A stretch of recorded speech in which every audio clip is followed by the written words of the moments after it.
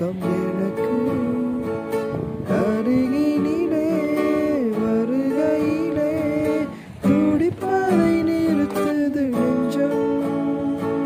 முதல் முறை இன்று நிகழ்கிறதென்று நடிப்பதில் கொஞ்சம் கொஞ்சமே உன் சிரிப்பினில் என் மன